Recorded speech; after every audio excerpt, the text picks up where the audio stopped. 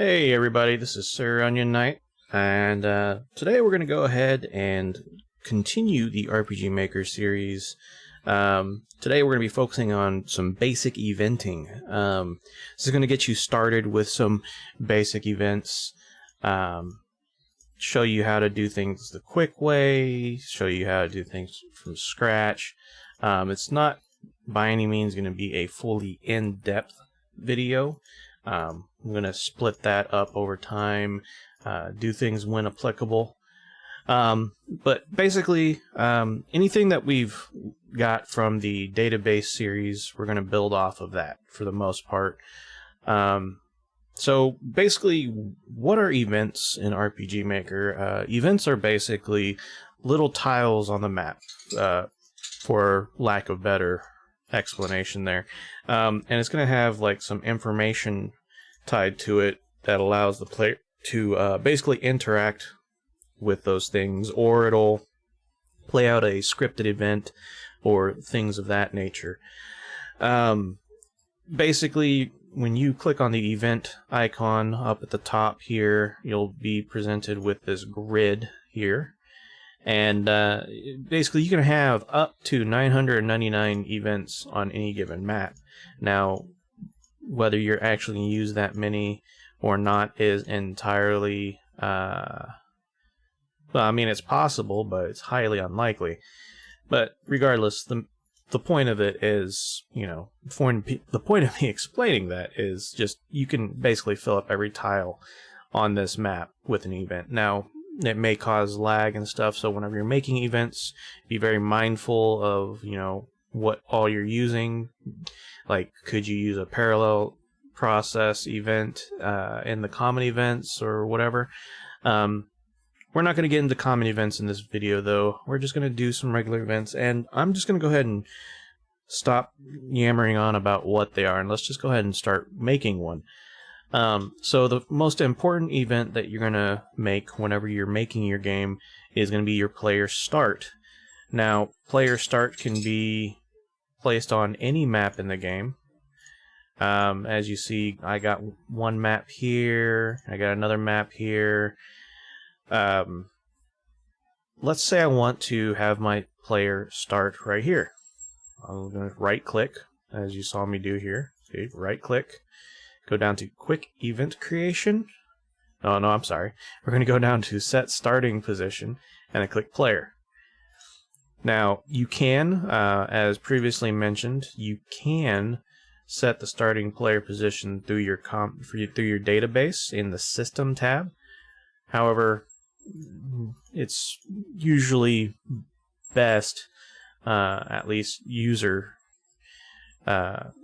friendly, to just do it through the map. You know, you just find the map you want to start with, set your starting player position. There you go.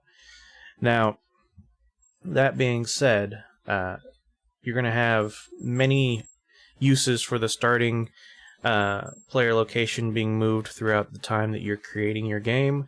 Let's say you're a good ways into building your game, or you've got a particular dungeon that you're building. You've added a few floors to this dungeon here, but you haven't quite got a save file at a particular spot that you're not sure about, and you know, you just kind of want to skip all that stuff while you're testing it, so you can just like set your start player location and just do the test of it, and then put your start player location back where it was after you're done testing it. It's a very useful feature, and it is important if you want to start your game anyway, so may as well get used to having this available to you. So anyway, so next thing I'd like to show you is actual interactable events. Now, there is a quick creation method for some types of events, and that's what we're going to start with right now. Then there's the way to do it from scratch. We'll go over the doing it from scratch way here momentarily. First, we're going to go ahead and create a treasure chest. So, like, what RPG game is complete without having a chest that you get loot out of? So what we're going to do is we're going to find a place on the map that we want to put our treasure chest. We're going to put it right here next to this grave site here. I'm going to go to quick event creation, and we're going to click on treasure. Now, when we get this menu here, you're going to see you got the image, and you got some options for what you can set. You can set gold, you can set items, weapons, armor. What we're going to do is we're just going to go ahead and we're going to give our player a potion. But keep in mind, you can click on the drop down and select whatever item you want. You can't set the you can't set the quantity for it, but you can set this. Now, if you want to add extra to the quantity, we'll get into editing the event here shortly. But for now, we're just going to select potion. We're going to change our image here. I'm going to go find the... Here we go. This better matches my tile set here. We're going to select this. Alright. So notice I selected specifically this closed one. Obviously, when you're doing a treasure chest, if you want your player to open it, typically it's closed to begin with. So we're going to select that one. And we're just going to click OK. And there we go. We've created a treasure chest. Now, if we test the game, give it just a moment here. And we go down. Potion was found. There we go. So you see that treasure chest is open now. The game did all the logic for opening the chest for us. It even told us what was in there. But we can actually add more to that event. So, closing out of the game here, we're back on our screen. We're going to go ahead and we can double click on it, or if you feel like it, you can also right click on it and click edit. Here's the inside of the event editor screen. The event editor screen is basically going to be where you create new events, you're going to edit old events, etc. And as you'll see, we got a lot of information here. So let's go ahead and just start from the left side here.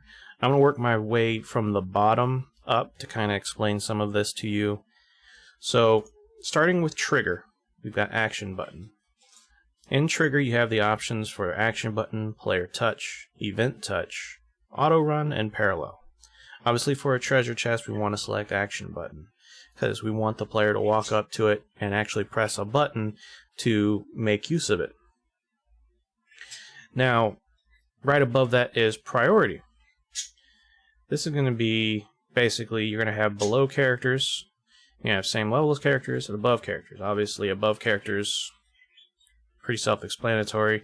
The object in the scene is going to be above it. In fact, it's going to appear above the character too.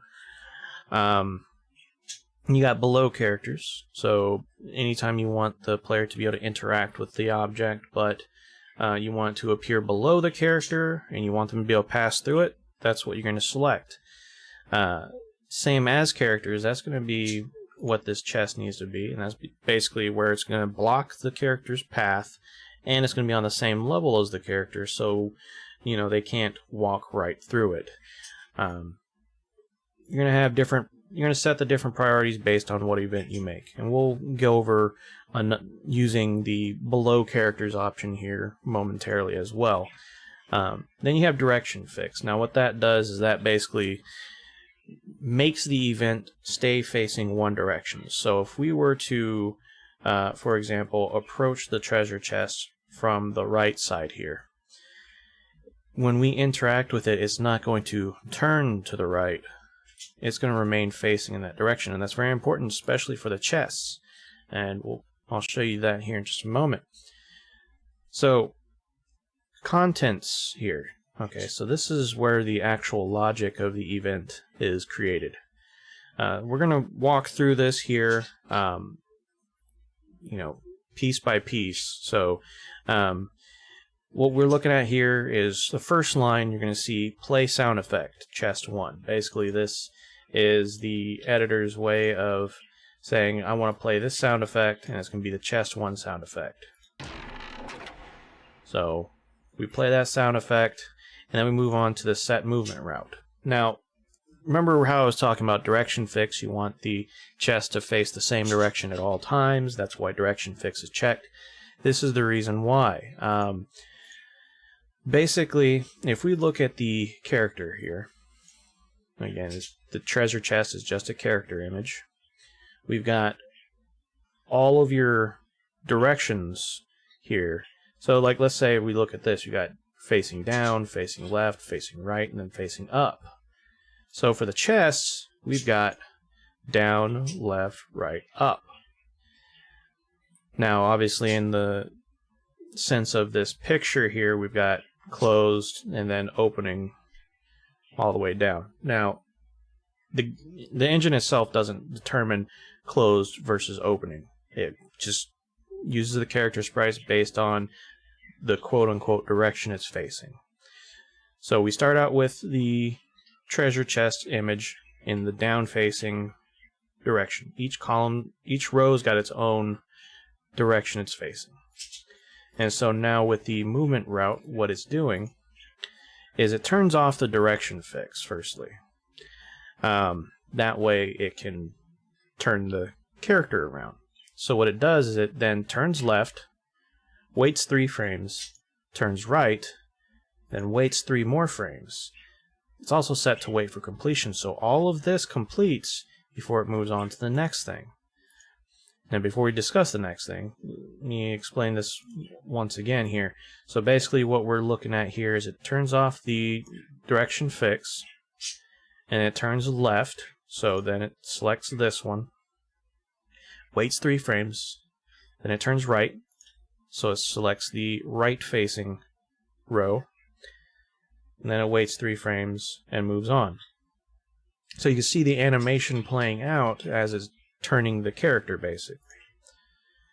Alright, so now after it's waited those 3 frames, it moves on to control SelfSwitch A equals on. Now, what this row does is basically a SelfSwitch is a true-false variable that is only accessible locally, which means basically it's only accessible in this event. If you look on the left side, you'll see the conditions, okay? So what these conditions allow you for is, in this case, we've got a second page. When this gets turned on, this second page takes priority. That means this page is no longer an active page. This is the active page from now on. So once that treasure chest is open after this portion of the movement route right here, this is what you interact with from here on out, unless you create a new event page with a different condition that takes priority over this. Now, that being said, because it turns it on and sets this as the priority page, it still completes out these 2 events. These 2 events happen at the same time as that switch, basically. You're going to see change items, it adds 1 potion. You see text, it adds the screen that tells you what item you picked up on the bottom of your window. That's pretty much the treasure chest. Let's go ahead and edit this event to include a message saying that the chest is empty. See, in a lot of games, when you open up a treasure chest, if you try and interact with it again, it'll tell you the chest is empty. So that's what we're going to do here. So if we move our mouse over here to the contents, we can either double click or we can right click, hit new, or even just hit the enter or / return key on your keyboard. It'll bring up the event commands. Now this is got a lot of stuff in it. In this video we're not going to go over every single one of these. That would take way too much time. In fact, I encourage you to kind of look through all of these and see what piques your interest and kind of play with those. In fact, after this you could probably make a mimic chest if you wanted to. Anyway, for this one, we're just going to go ahead and we're going to set the show text option. In the show text screen, you can choose a face for your show text, for lack of better words, so that way you can say, you know, a particular character is talking or whatever. You can type in your text. You got the window background. You can either set transparent, dim, or just a regular window. You can even set the window to appear on the top of the screen, bottom, middle. You can see what the text box is going to look like. So test text. See, there we go. That's what it'll look like. And batch entry, that's just an option to where you can just keep making rows of text, and it will automatically populate your events with multiple show texts, so that you don't have to keep going back in there and adding one at a time. For this one though, we're just going to uncheck batch entry, and we're going to just go ahead and type in our text. We're going to type in the chest is empty. There we go. Let's change that. It's like I'm typing a title here. Anyway, see, if we hit this here, it'll show us what it says. We click OK. And there we go. We've added the text to our screen here. Let's click apply and then OK. And let's just test it out.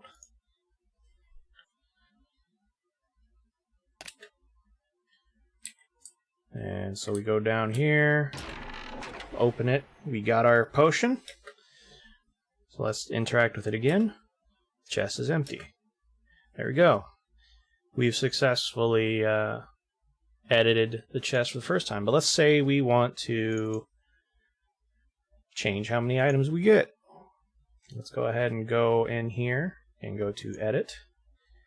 And let's just change the value to 5. Why 5? I don't know, but sounds good to me. So let's go ahead and change the text, because otherwise the player is going to think you just got one potion. Potion, I'm just going to be lazy, times 5 was found. Okay, there we go. Okay, so we've edited that.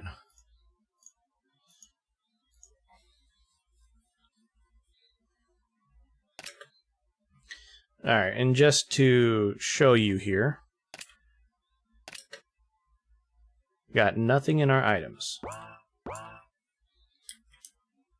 Let's go down to our chest.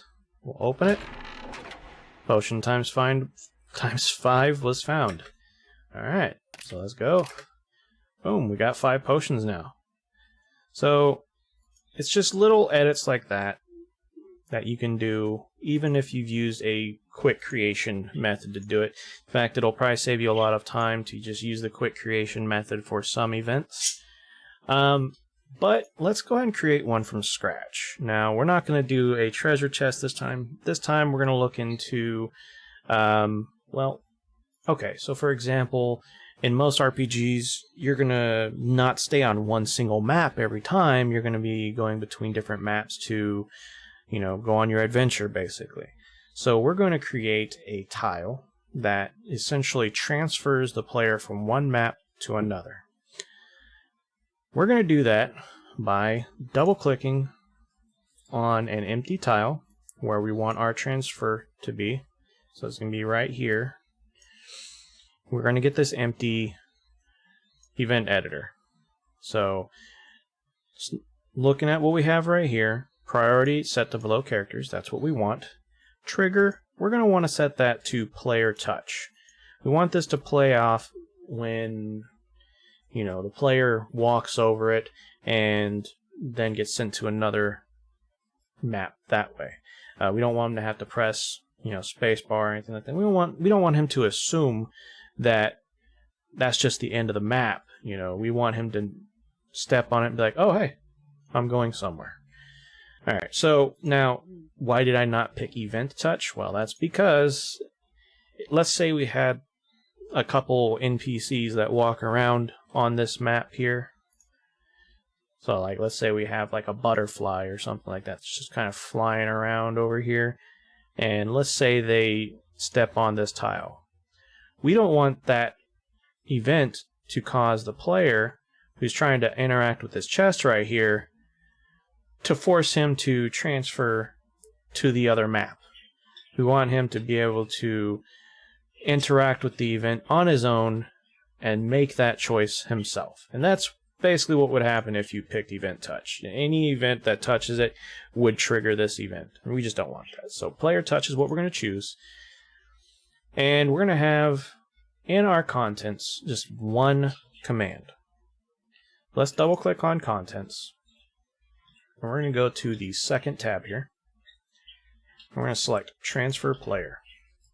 Now we've got two options here. We've got the designation with variables, which you can have the game randomly choose locations or maps for the player if you want.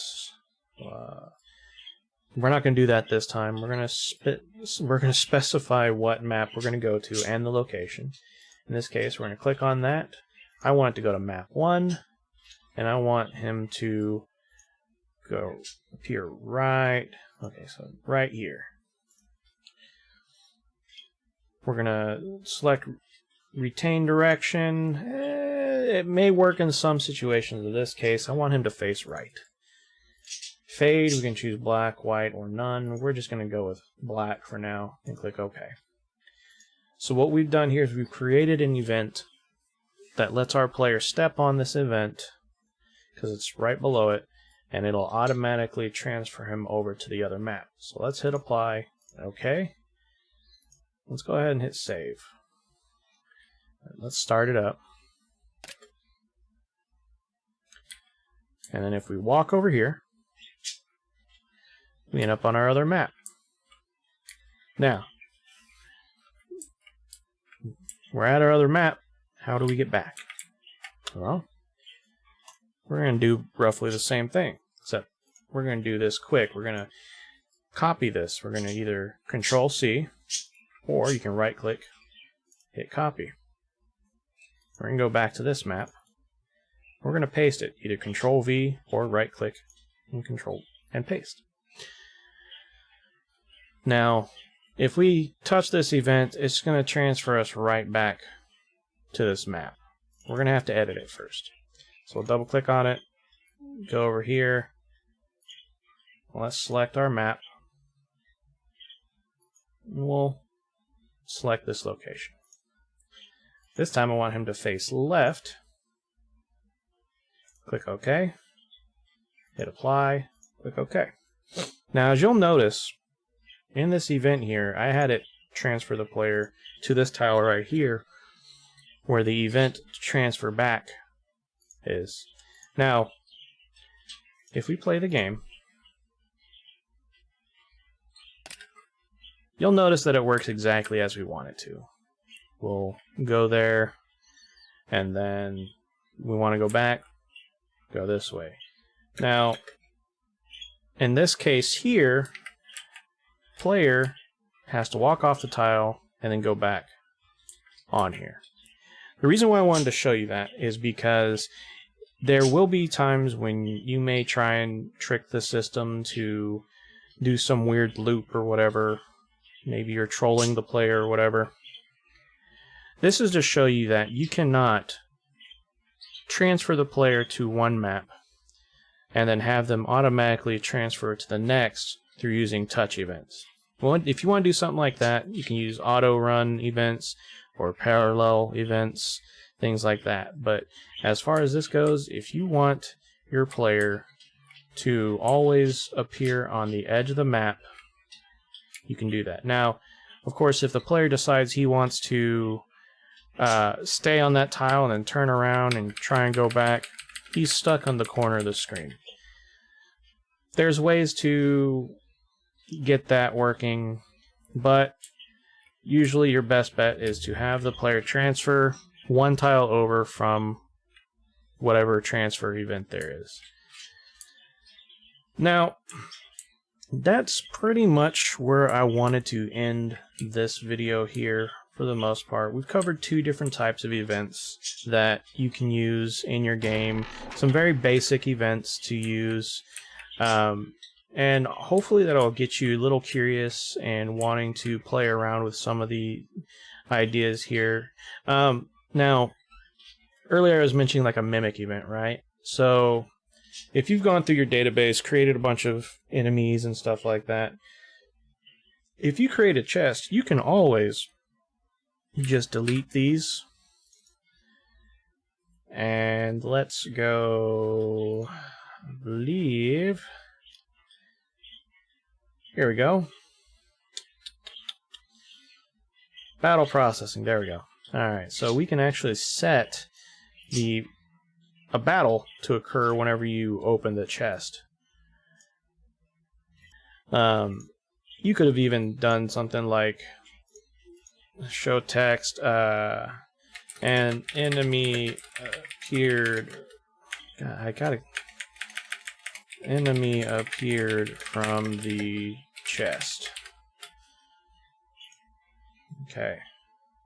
See, and you saw how I did that. I just hit new while I was selecting on the line there, and it put it right above it. So if I interact with that chest now, it should also give me a message. An enemy appeared from the chest. There we go. See, we're in a battle now. It's just little things like that you can do with the events, and it's going to add to your game like 100%. Now, I know I've rambled a lot in this video, and I'm trying to go for a little bit of a different format so I can try and make these videos for you more often. So I apologize if the rambling format is something that you're not, I guess, maybe more surprised about than anything.